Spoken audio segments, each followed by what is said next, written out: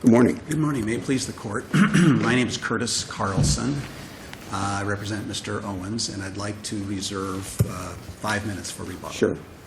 This is an appeal from an order determining that an arbitrator should decide the issue of whether the allegations of a complaint fall within the scope of an arbitration agreement.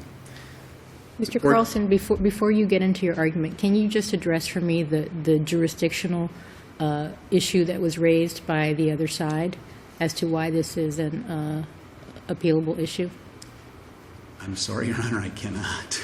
I'm not prepared to argue that. They put it in a footnote, and Well, is it your position that this is that the trial court's order is an entitlement to arbitration? yes, But is it? yes, because the court ordered that the parties shall arbitrate arbitrability. The arbitrability, okay. But you, okay, your argument on the jurisdictional issue, your argument isn't that the court ordered arbitration. Your argument is that the issue the court ordered to be arbitrated is not arbitrable by the arbitrator. That is my argument as well, yes. Okay, okay. But I want to say, I'm not prepared to argue this, and I apologize. I didn't think... Well, that's this would okay. come up. It's something that We take apparently jurisdiction we were seriously. yeah, So. we were concerned about, and so that's Well, fine. but- That's okay. you know, Let's move this ahead. court- Let's move ahead. This court regularly reviews de novo these orders compelling arbitration. Well, that's Standard where operating procedure. arbitration, the issue is whether or not you have arbitration and whether or not they ordered arbitration or not. That's why I asked you, is your argument, in fact, that yes, the arbitration clause or arbitration is valid, but this issue should not go to arbitration, therefore it should stay with the courts? No, we have a slightly different argument. That's okay. That's why I wanted to make sure that I wasn't going off in one direction, you on the other. Go ahead and All let's right, have well, your argument.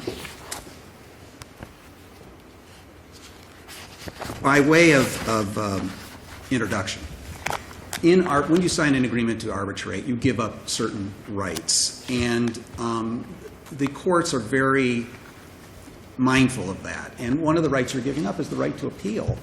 And the other right you're giving up is the right to have an arbitrator follow the law. I mean, if an arbitrator fails to follow the law, you do not have a right to appeal that or move to vacate that. So this is a very serious right, and the Supreme Court of the United States has recognized that it's a very serious right. That is the right to have a court determine if the allegations you've raised are arbitrable. And the Supreme Court has said in the first options case that a party might not focus on that question or the significance of having arbitrators decide the scope of their powers. It's a very significant issue that you're giving up this right to. And so the Supreme Court of the United States has said, obviously it's the role of the courts to decide this, and in order to find that They didn't exactly say that in first options. What they said was it's a contractual question. Yes. And the parties have to make a clear showing. There has to be clear evidence. clear and that they- unmistakable, yes. That they submitted the arbitrability question to the arbitration. Correct. So the question, and I think we've all read all the case law. So the question I have is, where exactly do you believe?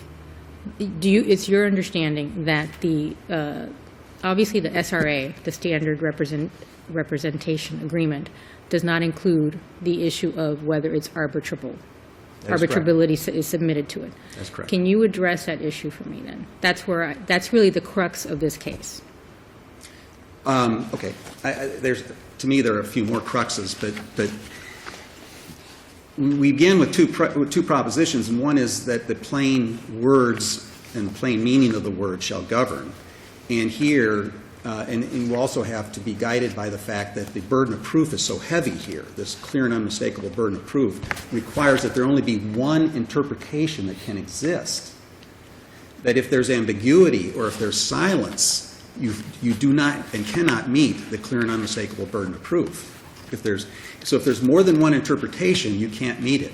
Well, it has to be a reasonable It has to be more than one reasonable interpretation. Yes, that's correct. Okay. Not just more than one interpretation. Right, more than one reasonable interpretation. And the other factor is that inferences cannot be used to raise an interpretation. Well, but in the Rinton case, which is from this court said or held that the document in that case was the FIAA. Yes. And that included specific language, and it was Right. incorporated into the agreement that the parties right. entered into. And that specifically said that whether the dispute is arbitrable can go to arbitration. Right. So obviously, there can be documents that are incorporated Correct. into the agreement. So is it your position that there is no such document? That's correct. And you mentioned it at a few moments ago that in 2005, when Mr. Owens and Mr. Rosenhaus signed this agreement, there was no mention of any arbitration rules in the agreement, and there was no mention of any arbitration rules in the regulations that govern contract advisors. And I'm going to just reference a case that the general impact case, 8 Southern 3rd, 1165, that I believe, Judge Lagoa, you were on. In order to have an incorporation into a document, from another document, it must be assented to. Must be what? There must be an assent to the terms of this other document. There's been an agreement to it, yeah. Well, it has to be in existence at the time. It can't be. Well, that's the other part. It has to be in existence. Well, You can't assent to something that doesn't exist. what about the argument on the other side that you had amendments that have taken place that are incorporated all the way through, and the amendment that was in place at the time, not occurred, but the time it was filed, says arbitrable issues, and I have a question about this, arbitrable issues may go to arbitration. No. Let's be clear here. What happened is that the regulations were amended Right. to say that the hearing shall be conducted in accordance with the voluntary AAA. rules. Okay? And so what happened is the regulations incorporated a new document. Right? So you go back to your old law about incorporation. Now, if the regulations had been amended by themselves, that'd be a different situation, but the regulations were not amended by themselves. The regulations incorporated another document. So what if that another document then incorporated a further document? You had- Just so I'm clear, what Okay. document talks about being bound by amendments? Is it the contract? Is it the National Football Players League? Is it AAA? Which one is it? You understand what I'm saying? Yeah, I understand what you're saying. In Rule 1 of various AAA rules, Okay. it basically says the rules that are in effect at the time the grievance is filed shall govern. Right. And now, where is there an amendment that says arbitrable issues may go to arbitration? The issue of whether something is arbitrable. That doesn't come up until June of 2013. I understand that, but what document is in it? Oh, that's in the labor arbitration rules. That's the voluntary labor. No, not the voluntary. It's The in the LARs? labor arbitration rules. Labor arbitration The- rules. Are those the LARs? Yes. Yes, yeah. Right. It has never been in the voluntary rules. And the parties, and I would like to reference another. And how is the LAR, I'm trying to get everything straight. Where does the LAR, or how is it incorporated into the contract? It is initially? not ever incorporated into the contract. Does the contract ever mention the LAR? Ever. Never. How does it come about that this issue came These about? people have come up with a supposition. They have said that it was a mistake when the NFLPA said voluntary labor rules, that the NFLPA really meant the labor arbitration rules. That's how it comes up, because these people have come up with a pure supposition. Okay, so the issue of voluntary versus LAR, what I'm trying to find, where is that? It's Isn't in it- the labor arbitration rules. And it's Rule 3, isn't it? It's Rule 3? Yes, which again, is not in the regulations. The regulations mention the voluntary rules. Okay, and the regulations, where I was trying to get, the regulations are considered incorporated into the contract? Yes. Okay, that's where I was trying to get. Okay. Yeah, 'cause the regulations basically, it's a bootstrapping in essence. Right. Okay, And your so- argument is because we didn't specifically agree to it, no matter what it says, because we didn't specifically agree, therefore it's not specifically incorporated, therefore we're not bound. Right. But are you accepting that you're bound by the labor arbitration rules? No. We've never been. You're saying you're bound only by the quote-unquote voluntary rules. We're only bound by the voluntary rules that relate to the conduct of a hearing. That's it. We've never agreed to be bound by the labor arbitration rules. Never. And you can't even make that argument, except they do, by saying it was a mistake that the NFLPA mentioned the word voluntary. Just like it's a mistake that the NBA and Major League Baseball likewise use the voluntary rules. Well, and again, just to go back to full circle, the issue of arbitrability under the first options case has to be clear and unmistakable if it's not in the contract itself. Right. So if it incorporates some document, that document has to be very clear that that issue, because it's not an issue of any and all disputes will be submitted to arbitration. This is a very specific question. It's the issue of whether the dispute in itself is arbitrable. Yes. Yes. Yeah. Okay. And who decides that? Right. And first option says if it's not clear, you, the trial court, it's your pay grade and you better decide it. Okay. You may not punt. Punt, yes. I understand. Okay, now the second point they make, and by the way, this notion that it was a mistake, there's no evidence in the record to support their concept that this was a mistake, none whatsoever. Were the voluntary rules amended by the labor arbitration rules? No, that's the second thing they say, the second fallback position they make. They were never amended by them. There's no evidence to support that, none whatsoever. It's pure supposition. And we, I hope, debunked that whole notion in our reply brief when we showed you that the AAA is convening and conducting arbitrations today pursuant to the voluntary labor arbitration rules. And I invite you to have your law clerks go to the Westlaw database for AAA arbitrations, and you'll see that since year 2000, there have been over 120 arbitrations under the voluntary labor arbitration rules, which shows you, number one, Judge Loeb, that the labor arbitration rules have not been replaced by the voluntary rules. It shows you that insofar as the... So you're saying there's the body of rules called the voluntary labor arbitration Yes. rules, and there's a separate body of rules called Yes. the labor arbitration Yes. rules. You're saying that they're two different sets of Yeah, rules. they are. And they read differently. And this is very important. And when you look, and I just, a little bit of background, when you look at those AAA cases in the Westlaw database, you'll see that most of them arise in the context of a collective bargaining agreement. Ours arises in the context of a collective bargaining agreement as well. And lawyers around the country, apparently, who draft these collective bargaining agreements specifically put in there the voluntary labor arbitration rules. And there's a reason. The evidence that you can submit under the voluntary rules is different than the evidence you can submit under the labor rules. Under the labor rules, it gives the arbitrator the power to only admit what is relevant and material. Under the voluntary rules, it specifically says a party may introduce any evidence it desires. And in a collective bargaining context, where you have hospital workers, you have teachers, you have state employees, that's very important, that the union negotiated for that and got that concession that at the arbitration you can put in any evidence that you desire. That's what's in the voluntary rules. That can't be the rule. Any evidence that you desire? Well, I want to put you into may evidence. say that, I want to Your put into Honor, evidence the but it price says of that. eggs in China. I invite you to Am look I at... allowed to do that? This hearing is going to take 4 I know years that. because I I'm know going to that, review. But that's what it says, and it's APP Appendix 3, subparagraph B, and if you look at Section 28 evidence, it reads, "The parties may offer such evidence as they desire." So the voluntary rules, there are no rules of evidence.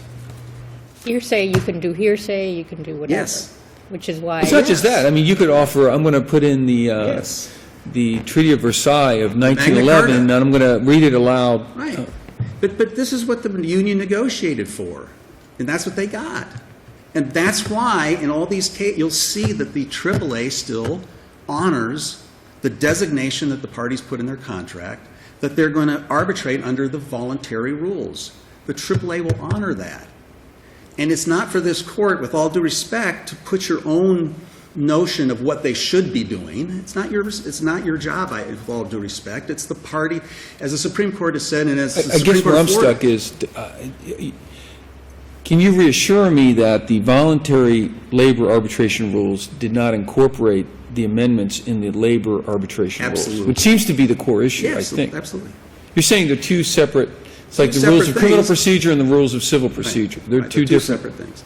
But let me flip the coin. Can they provide you with clear and unmistakable evidence that that's the case? Okay, And the answer is no. I got the coin flip, and it's their burden, but help me out. You help me out. I did. There is no evidence. That's your best argument, is that it's their burden of proof. Well, that, yeah. Your argument, I'm saying, tell me that, and you're saying it's their burden of proof. He's asking, do you have a case, do you have anything No, to support? no, No, your do you have an position? argument that they're... Well, I've appendix number 9, I've shown you a front page of these rules that show both of them.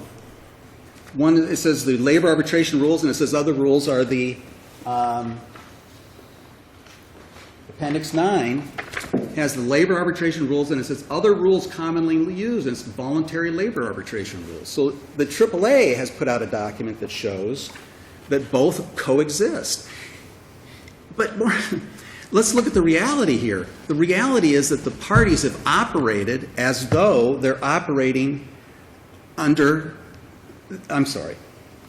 The reality is that the AAA is allowing people to operate under the voluntary labor rules. It's their position that if there has been a supplanting of the voluntary rules, it's their position that that happened in 1992, and there can't have been any arbitration since 1992 under the voluntary rules. That's their position. But yet the AAA is doing arbitrations, convening arbitrations today under the voluntary rules, which means the AAA is going to Tell me honor again the people's- significance of the 1992 date.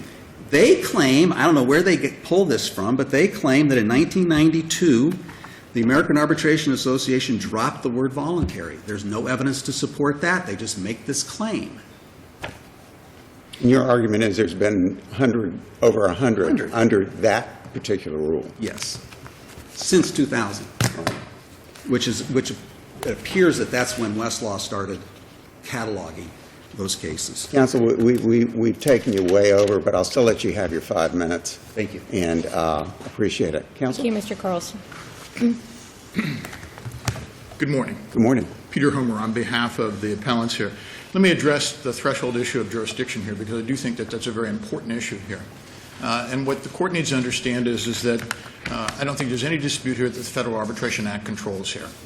Your authorities here have dealt with that and looked at those kinds of issues, have said where you've got anything that is involving interstate commerce, the Federal Arbitration Act controls.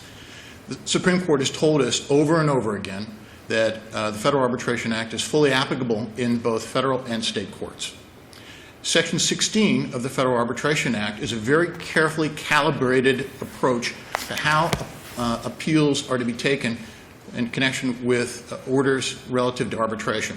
And what they say is, and I'm going to paraphrase this to make it more quickly, which is, you cannot take an appeal from an order compelling arbitration, nor can you take an appeal from an order which stays a case pending arbitration. However, on the other hand, if there is a denial of a motion compelling arbitration, that is interlocutory appealable. Similarly, if there is an order which denies a stay pending pending arbitration, that is immediately appealable. Mr. Homer, the truth is that we could treat it as a petition for cert if we decide that the issue of arbitrability is an issue and that the trial court erred in not making that initial determination.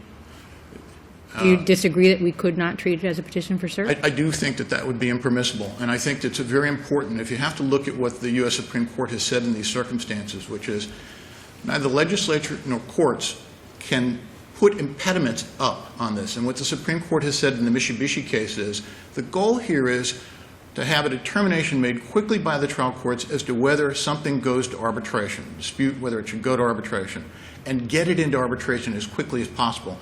Mr. Carlson admitted that there is a lot of case law out here, which I got myself familiar with, where the court is confronting those kinds of issues all the time on an interlocutory basis, where you're being deluged with cases where people are challenging orders compelling arbitration. The Federal Arbitration Act says you shouldn't be doing that. And we think, based on Concepcion and some other cases that have come there, it said that neither courts nor legislatures can impose impediments. And so Rule 9.130, which is what they're relying on, is giving the basis, does something like that, at least as they've interpreted here. But you agree that Rule 9.130 gives us jurisdiction to determine if, it, as an interlocutory order, if a case is being compelled to arbitration. It appears to do that. Its wording is not addressed specifically to that. And then the trial court in this specific order, I mean, it's a little unclear to me, but it does use the specific language that it's compelling the parties to arbitration. He is. I mean, there was no question that what he did here was he compelled the parties to arbitration and said, as a threshold matter, the arbitrator shall decide arbitrability and then decide any arbitral issues.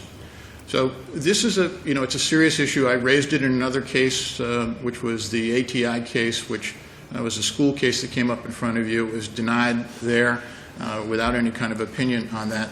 But it is a real live issue, and it's one which is going to be sorted out. And with all deference, I don't like to tell courts that they don't have the jurisdiction or the power to do this, but the Supreme Court has said repeatedly that neither the legislature nor courts have the ability to set up some kind of impediments to how the Federal Arbitration acts. And in this case, these kinds of interlocutory appeals from orders compelling arbitration do just that. We're here many months later.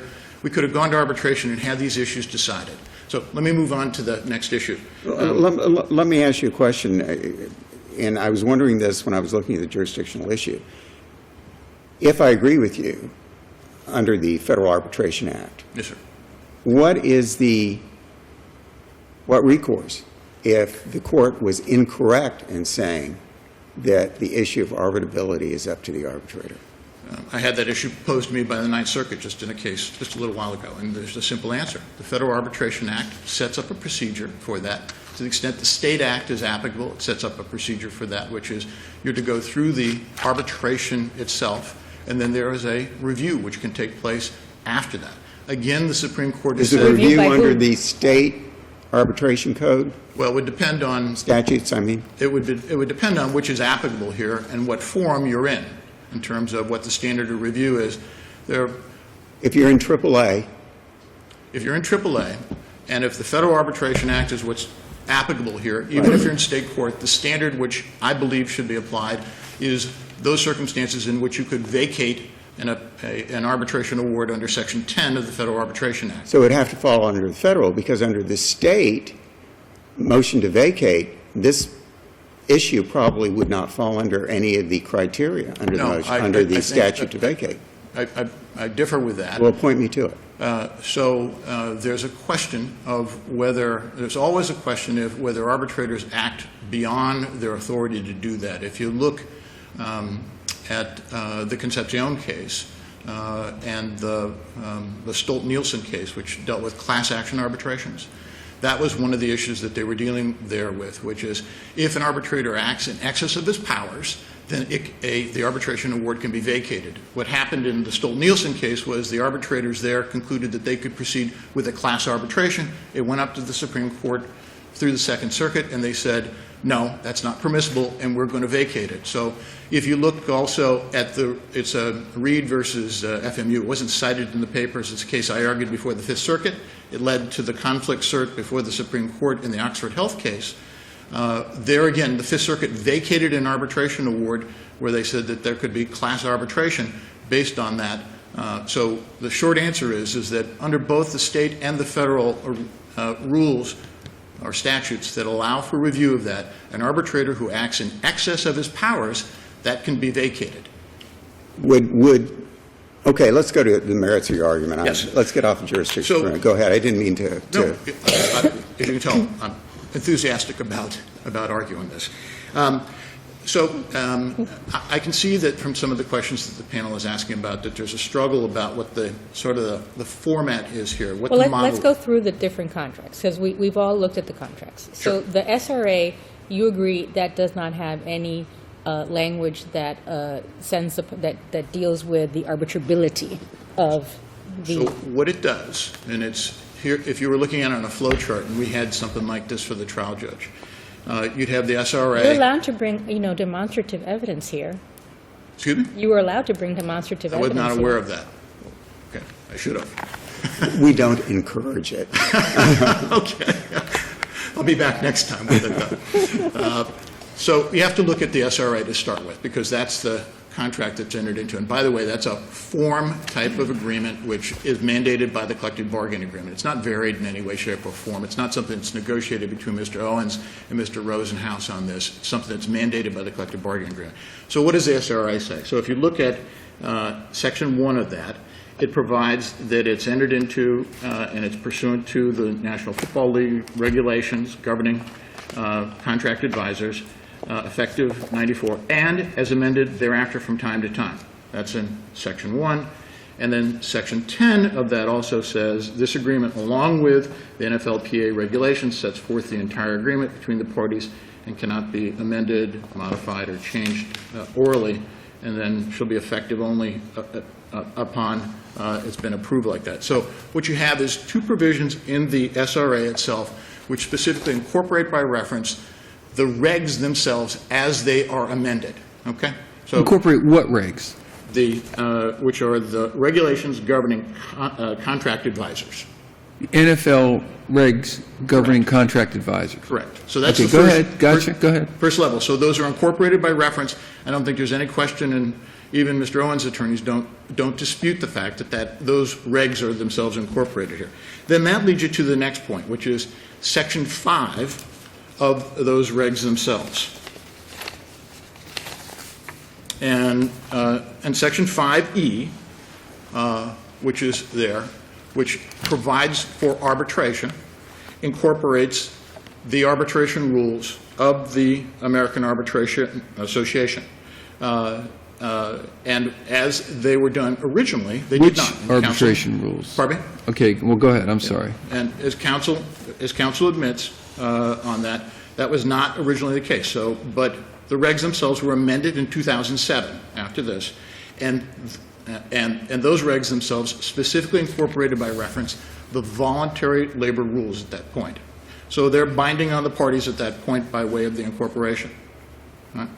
That's how we get to the quote-unquote voluntary labor rules Correct. of the AAA. Correct. Okay. Right? Now, you're doing great. You're helping me a lot. Right. So then the next step that you have to go to is to look at the rules themselves, because again, it's incorporation by incorporation, and this isn't just me imagining this. This is Justice Scalia in the Renner Center case, who has said that this kind of embedded type of arbitration provisions. Okay, can I just stop you there? I know I'm interrupting. Does there exist currently the voluntary labor rules of AAA and the labor rules of AAA? No. Because your opposing counsel is relying heavily on the fact that there are two sets of rules and really, I guess, two different types of arbitration under the AAA, which makes sense to me. I mean, you could have different types of arbitration. No. Forgive me, but, at the trial court as we're here, there's a lot of confusion about this, and I'm here to try to make that clear. These rules don't coexist side by side like this. If you go back, as we pointed out to you, I think it was in a footnote, that these labor rules have been in existence since 1937 at the American Arbitration Association and have gone through types of amendments. And the best way to debunk what Mr. Carlson has said to you here is to take the voluntary labor rules and put them side by side with the two versions. He's got them in the record here with the 1992 version of the labor rules, which are there, with the voluntary. Put them side by side. And other than the deletion of the word voluntary, which was in there, and some sort of reworking of the paragraphs themselves and a few punctuation changes, they are identical. And if you also look at it, and this is something else which is important, is whether you look at either the voluntary rules or I'll just call them the labor rules themselves on something like that. Rule 1 says these rules and any amendments thereof, any amendments on that. I know, but somewhat that begs the question, because if there are two sets of rules, it would be, under the voluntary rules, you're bound by the voluntary rules and any amendments to the voluntary rules. And a separate set would be the labor rules, you're bound by all amendments to the labor rules. So, I mean, we still go back to, are they really separate? Well, first of all, Systems. Counsel's taking a completely inconsistent position here, and he's foreclosed from making this argument, because when we were in the trial court and we cited, and it's in the record like this, that at oral argument and in their briefs that were there, they took the position, they conceded that the labor rules are the successor to the voluntary rules, that there's no difference with that. Where did they concede that? So that is, it is in Appellant's Appendix, page 3, which is the tab, page 7, notes. Give me what? I didn't follow what you said. AA 3, page 7, note 6. And page 11, again, AA. And I'm sure, did your opposing counsel get that? Because we'd like to, I'm going to ask you to address that, if you don't mind, yeah. No, I'd be delighted. Okay, Yeah. okay, so you're counsel's- saying in those pages they conceded that the two sets of rules are the Counsel's only same? response in his brief was is that somehow we were taking his words out of context. The reality is that he conceded this at the trial. This wasn't an argument that they made. This is something that they've cooked up on appeal to try to avoid the arbitration here. So for starters with that. The other thing is, again, I urge the court to do this because it's in the record. Sit side by side with the voluntary labor rules and compare them with the 1992 version of the voluntary labor rules and the 1992 version of the labor rules themselves, and you will see that there is no difference whatsoever. Say that again, I'm sorry? Pardon me? Can you repeat that, please? Yeah, there is no material difference there whatsoever. Between what? So there's a change in the title there. Both of them have, and I think... You're talking about the voluntary labor rules and the rules. And the rules, correct. All right, and Judge Logue has asked this question about, well, somehow or another there's some difference in the way in which these things are tried. Both of them have what are called expedited procedures, which are ancillary to that, which allow them to go through in a sort of streamlined fashion like this. And what counsel has done is they've gone out and tried to inject issues which were not before the trial court, were never made as arguments here. This assertion about 100 decisions from that, there's nothing in the record to support that other than their attempt to improperly inject it into the brief here. Mr. Homer, if you look at Section 4C of the 2012 regulations, I'm sorry, could you speak up? the 2012 regulations, Section 4C, doesn't that actually have different language that says any disputes between the parties concerning agreements may be submitted for arbitration under these regulations if both player and the contract advisor agree in writing to do so? Isn't that a change? Well, I don't have that language right here in front of me, but as I indicated, there are some minor changes. They did some renumbering of the paragraphs and things like that, but I don't believe that there's any material modification of those rules. And if you go back and you take a look at, and we pointed you to the Westlaw site that tracks through those rules since they've been put in place since 1937. Which language was in effect that you're arguing from 2012 amendment? Of 2012, In 2012, was there an amendment that you're saying is in effect at that time that's requiring this arbitration? yes. And what was that language? So if I might, so Because I think you stopped, you did the SRA. Yeah, we got and you then- up to a point, so and can then you- we took you Yeah. on a right turn. okay, all right. So what ended up happening is that the rules themselves in 2013 were amended, and they included specifically a delegation provision itself. When you say the rules, you're talking about The what, the AAA regulations? rules themselves. The AAA The labor rules themselves. And the delegation says exactly what? And I'm going to paraphrase it, but essentially what it says is the arbitrator has the jurisdiction to decide his own jurisdiction, including any issues, and it's not so limited, as to scope. So it's changed from may to the arbitrator shall, That he has the power. the power to He do has it. the power to do that. Right. Because prior to that time, there was some language that Judge Lagoa read that had me concerned that said may. You're saying that doesn't count anymore. He has the power to do it. Right. And so here's what the analysis that I took you back to begin with, and if you work your way through this, if you go with the standard representation agreement that incorporates by reference Section 5 and its amendments, Section 5 itself incorporates the rules. The rules talk in Section 1, or Rule 1, about amendments, and those amendments would apply, and this is from the beginning, whatever you look at. The SRA, just walk me through it. I'm looking at the SRA, Section 1, okay? Yeah. That deals with the amendments and is amended thereafter from time to time. Right. So SRA, again, analytically, it's in Section 1, which refers to any amendments thereof of the regulations themselves. And the disputes is paragraph 8. Pardon me? Paragraph 8 is the disputes that looks at Section 5 of the regulations. Yes. Exclusively through the arbitration provisions set forth in Section 5. So that's how they incorporate by reference the arbitration provisions of Section 5. Then if you go to Section 5 of the NFL Players Association regs themselves, which themselves have a provision about Mr. Owens agreeing to any amendments of those, specifically. He agreed to that as well.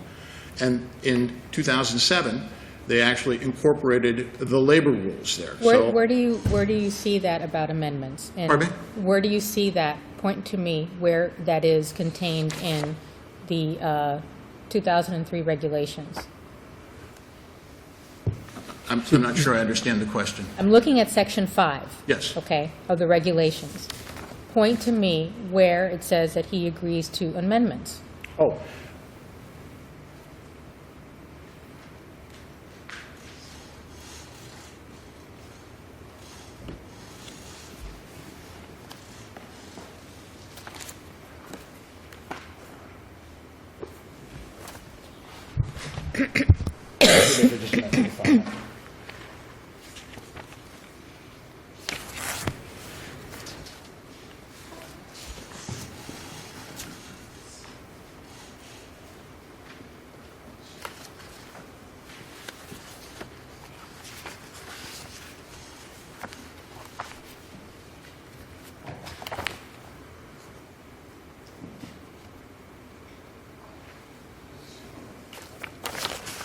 I think it says, shall be conducted in accordance with the voluntary labor arbitration rules of the AAA. Yes, and I'm looking at the hearing on this, which is paragraph 5E, second paragraph, and it says the hearing shall be conducted in accordance with the voluntary labor arbitration rules of the American Arbitration Association.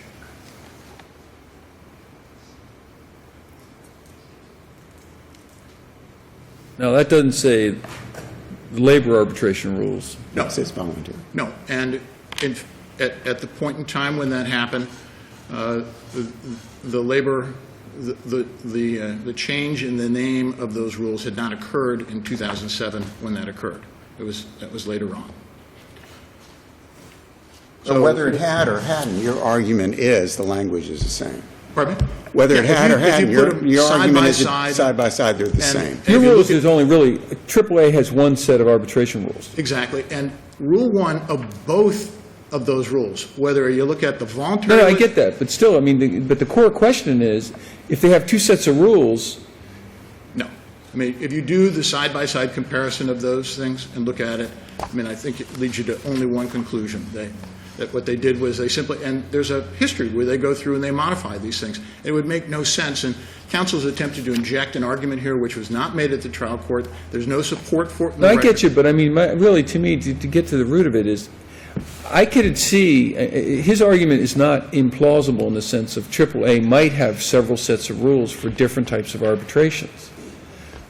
I'm not sure if that's true or not. I mean, but and apparently we do have this term, voluntary labor arbitration rules, and then we have labor arbitration rules. Correct. So, but it would seem to me that we should be able to nail that down pretty hard in terms of whether there are two sets of rules or not. I think the best evidence of that is, and we suggested this in our brief, which is you put them side by side, the comparison of those two and you'll see that there is no material difference. How about your opposing counsel's argument that, well, wait a minute, you'll see many cases that refer to arbitrations under the quote-unquote voluntary labor arbitration rules?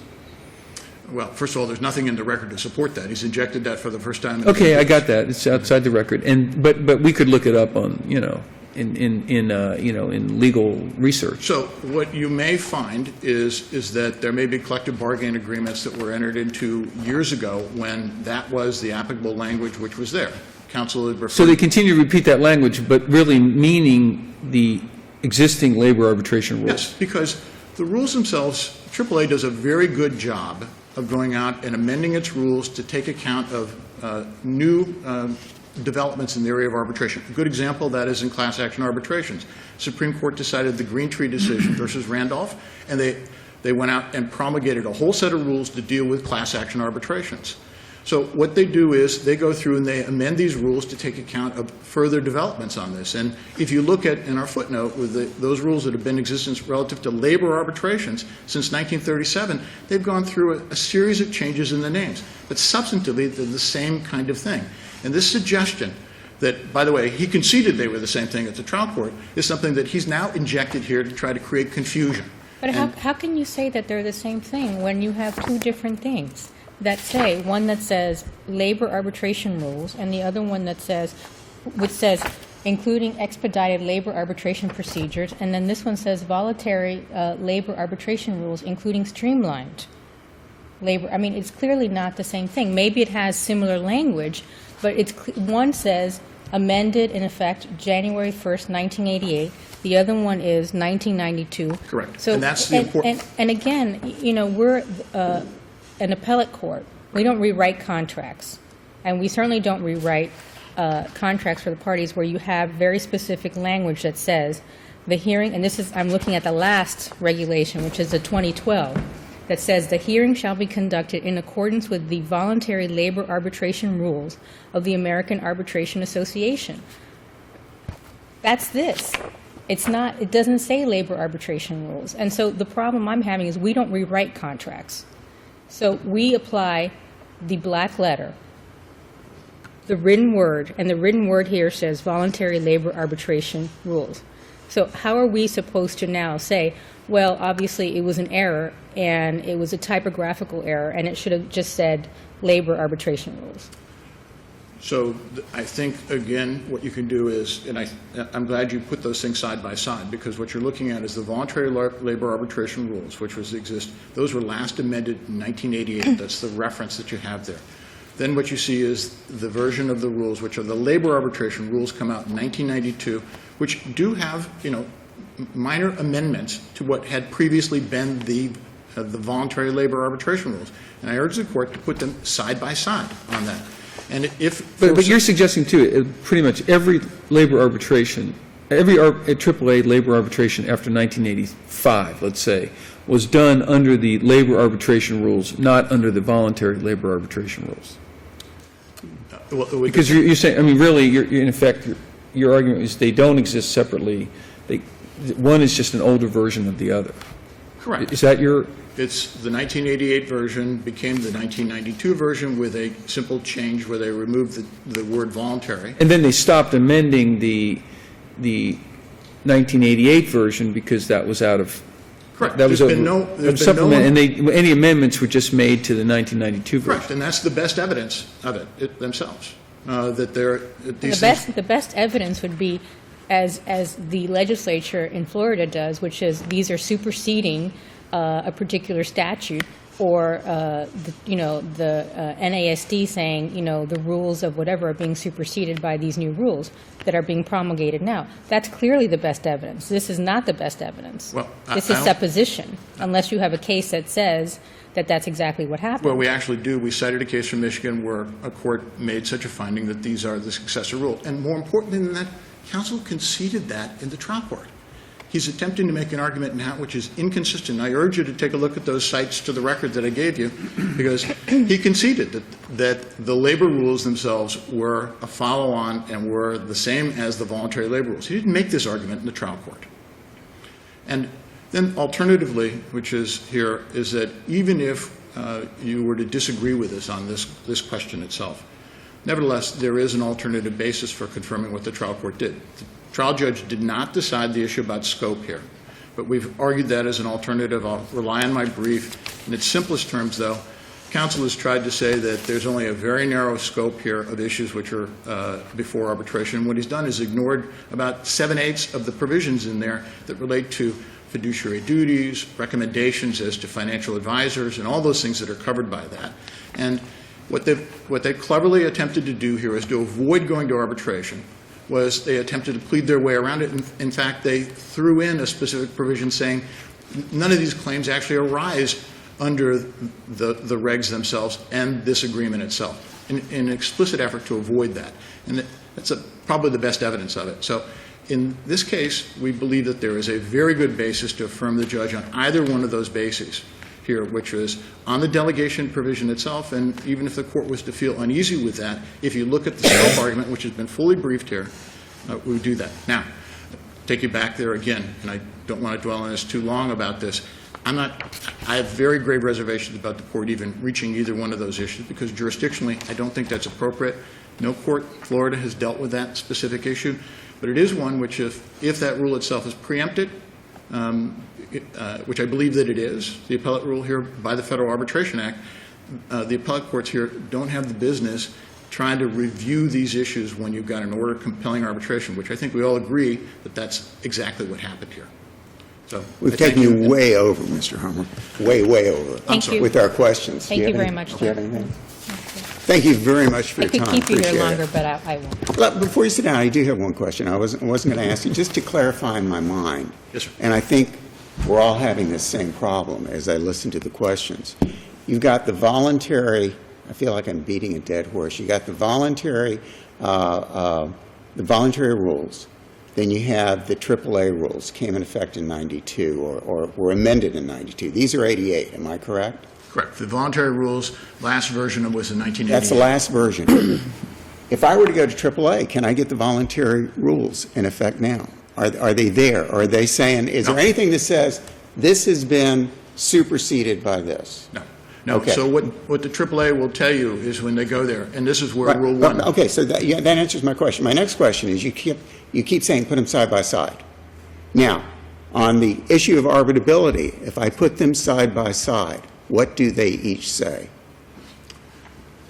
So the 88 rules themselves, Is it something as the issue of arbitrability being determined by the arbitrator? so the 88 rules themselves do not have a delegation provision in them. Right, so Silent that's them. So when I put them side by side, there is going to be that difference.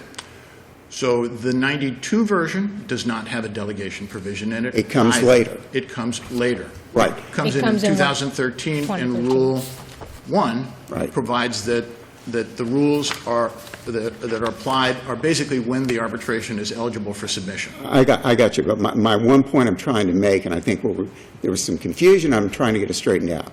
If I do put them right now side by side, there is that difference between the two of them on arbitration. As between the 88 version Right. and the, what I'll call the And the 2013 version? 2013, Yes. Okay, I got But you. not as between the 88 and the 92. because your argument is 88, 92 basically supplanted it, or they just took off the word voluntary and they went down. Correct. And then there were, I think we cataloged this, there may have been 11 Right. amendments Right. in the 92 versions until 11. we got up to 2013. Gotcha. I just wanted to get that straight. I'm sorry, but can you, I know that we were going to, you almost sat down, but I have a question. There's a case, it's out of California, I don't know, it's called Gilbert. Yes. Are you, okay, you're familiar with it. The question I have is, just because the SRA has language regarding amendments, Yes.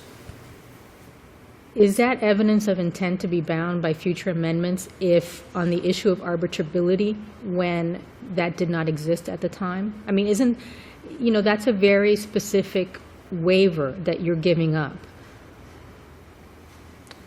So, Is there a case Sure. that sort of supports your contention that this amendment in 2013 would still relate back to the original contract, even though that language, which is a very, very specific waiver, was not incorporated at that time? Short answer is yes. Judge Middlebrooks dealt with this issue specifically in the opinion that we cited in there. There's a whole series of cases cited in our briefs where courts have had to look at this question about where there's an amendment in the AAA rules themselves that's made after the entering into the agreement by the parties. And virtually every court who has struggled with that issue, and I've been involved in a lot of them around the country, has said no, that it is the amendment itself that is controlled here. The cases which they cited there, one from California that you're referring to, is you have to understand the mindset of California, okay, as it relates to arbitration. There is complete distrust and antagonism to that. And the California Supreme Court and the Ninth Circuit have repeated. Well, I guess the question I have is, is there any case from any of our sister district DCAs on this issue? I don't think there is. That's why I'm asking. And I don't think the Florida Supreme Court has spoken on this. The Florida Supreme Court has not dealt with this. In the two cases that we cited, which was Best and the ATP case, recognized the incorporation by reference of the rules themselves as being a delegation clause, but neither one of them addressed this specific issue about whether there's been a change or an amendment in the rules themselves. Okay. So the one which I'm familiar with is Judge Middlebrooks. There is a discussion in the Kimball case that I cited. It's an argument I had in front of Judge Chen in California and San Francisco. Kimball versus Corinthian Colleges out there. And he dealt with the interplay between, under the commercial rules, the consumer rules themselves, and dealt with it the same sort of way that I'm discussing it here. Okay. Thank you very much. Thank you very much. You're welcome. Appreciate your time. Well, I have a number of issues to discuss, and I first want to say about jurisdiction. If you would like a brief on jurisdiction, I'd be happy to provide it. They have not moved to dismiss. They simply mentioned in a footnote. Well, but if we don't have jurisdiction, we don't have jurisdiction. But please give me an opportunity to address that, because I haven't addressed it yet. Okay. The next thing is side by side. You are correct that there is that difference, but there's another big, big difference that I pointed out earlier that he's ignored over and over and over again, and that's the issue of evidence. In the issue of? Evidence, Section 28. Yeah. In the labor arbitration rules, it states the parties may offer such evidence as is relevant and material to the dispute. What section is that? I'm sorry. 28. This is what you said earlier. Yeah, but the problem is, I mean, he ignored it by kept saying side by side. But to me, the there's earlier no difference, one, but there the is a earlier big one difference. saying you can present anything you want sounds like an earlier version, and then they said, wait, that didn't work out. Let's amend it, limit it to relevant. I mean, that does, to me, that suggests that. I didn't follow that at all, and I apologize. Oh, I'm sorry. Who's laughing? You're laughing. I am. Counselor, I'm sorry. What I meant was, to me, that I have a hard time believing that the rules of an arbitration proceeding allow you to put something into evidence, even if it's not relevant. I'm astounded by that proposition. And what that rule suggests to me is that first they had the original language, and people were making the argument you're making and putting in the Treaty of Versailles, and then they said, well, hey, we got to change that rule. But in any event, I think we understand that argument. In other words, you're saying the rules of evidence don't exist in one hearing and do exist in the other. Okay. I'm sorry, I'm mischaracterizing, but I got that. In other words, that's a major change in the rule. Plus, there are 11 amendments that exist in the labor rules that don't exist in the voluntary rules. But I do have a couple things I want you to address. They allege that you conceded it, but I guess the real core. Well, why don't you address that first? Then the real core issue to me is: are these two separate sets of rules? Right. Okay. Exactly where I want to go. In the transcript, pages 23 and 24, I said the following: "Quote, Mr. Homer." This is at line 21. Mr. Homer made the statement that he and I agree that the rules are the same, that they just changed the name. Totally incorrect. That's what I said. Totally incorrect. They created completely new ones, Your Honor, in 2004, And I'm handing you now the 2004 rules, and they are not called the voluntary rules. They are called the labor arbitration rules, including expedited labor arbitration rules. Now I'm up on 24. Now I'll go down to line 14 on 24. Then in 2007, the rules were amended again. I should not say rules. Some rules were created again. They did not amend the voluntary rules. Okay, so you didn't concede it? No. All right, now, whether you conceded it or not, we still go to the merits. Thank you for clarifying that. All right, We so go now to let's the talk merits about... let's Are talk- they two separate sets of rules? Yes, and I want to flip the coin. Where's the evidence that Okay, they're the but- same set of rules? And you keep sloughing that off, Your Honor. You cannot. The Supreme Court of the United States has said there's got to be clear and unmistakable evidence. But, I mean, There's no evidence. but shouldn't there be some record that indicates we're having procedures under the different sets Exactly of what rules? Judge An Lagoa arbitrator's said. I'm decision? getting very frustrated with you, and I I'm apologize. sorry. It's exactly what Judge Lagoa said. They would say these are superseded. That would be the evidence. There'd be a letter, a declaration. There'd be some document evidencing clear and unmistakable intent. There isn't any. And I want to go to the next point. The next point is that they only adopted these things for the hearing. Where is there evidence that they adopted Rule Section 1? And this is a very important point. They are not operating under the voluntary rules or the labor rules. They didn't use the labor rules insofar as administration is concerned. They're not using the labor rules insofar as initiating the arbitration. They're not using the labor rules insofar as pleadings. They're not using the labor rules insofar as the selection of the arbitrators or how many arbitrators or where they come from. They're not using wholesale adoption of all of these rules. They're only using the selected ones for the hearing. And again, there's no clear and unmistakable I evidence. didn't follow that argument. That's not an issue here, though, is It it? is. We've raised it repeatedly. But why is it really an issue here? Because what the what only they th- do with the arbitration and how that's conducted, should there be an arbitration, is an entirely separate issue from the narrow issue that I understand we're here on, Well, but which see- is But you see, their arbitration. argument is a bunch of leaps. The first leap is that although the parties didn't say anything in 2005, we're going to leap ahead and say, well, in 2007 there was an amendment, even though there's no assent to that amendment, and an incorporation. Then the next leap is, well, what was amended was the voluntary rules, but hey, we're going to leap ahead and say the voluntary rules are the same as the labor rules. And then the next leap is, but the only incorporation was the incorporation of those rules for the conduct of the hearing. There wasn't an incorporation of those rules for all of those rules, just the rules relating to the conduct of the hearing. In other words, the evidence I understand section. what you're saying, but I think you're spending time you don't need to spend. Okay. Okay, but can I ask you this? They claim that the voluntary labor rules were never amended after '88. They're correct. Well, so in Absolutely 30 years, no one changed Yes. anything. I mean, because normally rules are amended Oh, periodically. and by the way, you can call the AAA and get the voluntary rules. That's how we got them. Okay, that's how we got these rules. We called the AAA and got them. So they're available at the AAA. And, you have to, there's one last point that I think I need to make here, and that is that even if the labor rules had supplanted the voluntary rules, even if, in 2007, the NFLPA has every right to say, we're going to follow those old rules that are called the voluntary rules. I'm sorry, but before you finish your thought, their argument really is, the only way that we get to the LARs is they're bootstrapping, but the regulation, which is what is referenced in the SRA, in the original agreement, correct? That's Yes. the last amendment is in 2012, right? Correct. Okay, and that still discusses and says that it shall be conducted in accordance with the voluntary labor arbitration rules. That is right. Okay, there has not been anything further. That is correct.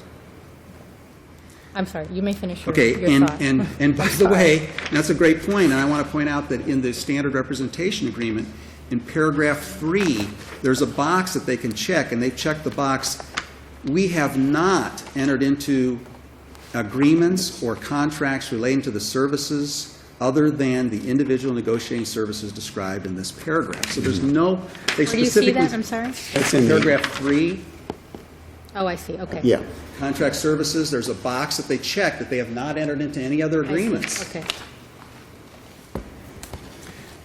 So really, what we have here is a muddy situation. It's foggy, it's muddy, there's no evidence to support their theory, and they need to have evidence in order to overcome the clear and unmistakable burden of proof. And as the Supreme Court said, you want to look at the manifestation of the parties. And is there any evidence that's clear and unmistakable that Mr. Owens manifested an intent to give up this contractual right, I'm not going to say statutory right, but this court right to have a court determine if his dispute is arbitrable? And the evidence is no. Therefore, you should reverse this court. And I'm not going to argue because I don't have time, the whole notion of, under the CARE Plus case, because two of you were on the CARE Plus panel, where you basically said, look at whether there's an arbitrable issue before you send it to the arbitrator. Thank you very much for your time. Thank you all of both, you. Mr. Hunter. Counsel, one of Mr. the best Carlson. parts of this job is to see great appellate advocacy. Thank you very much. Thank you both. Really appreciate And it. I should introduce my son, who's a lawyer in my firm, who was thankfully present to hear that. Thank you very much. Congratulations. Thank you both His name very, is Charles very Carlson. much. We really, really appreciate it. We had a lot of questions to go by.